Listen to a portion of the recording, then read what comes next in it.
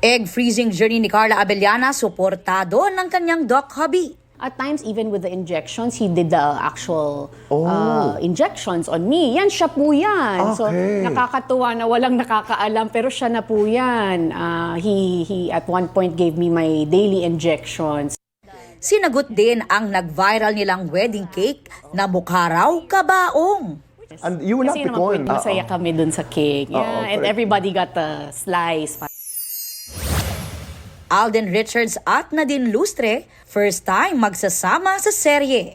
Iikot ang storya ng Love Siargao sa tinaguriang Siargao Curse. I was able to really get a grasp of why the Siargao Curse is a well-known saying dun sa area because there's something about the people, there's something about the place itself.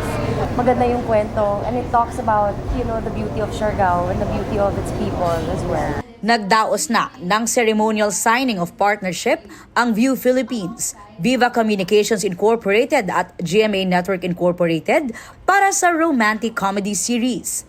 Dinaluhan ito ng mga executive ng tatlong industry giants at ng production heads. Sa pangunguna ni Vicente Alejandro Siquia, Country Manager View Philippines, Vincent Del Rosario, President and COO Viva Communications Incorporated, at Attorney Annette Gozon Valdez, Senior Vice President ng GMA Network Incorporated.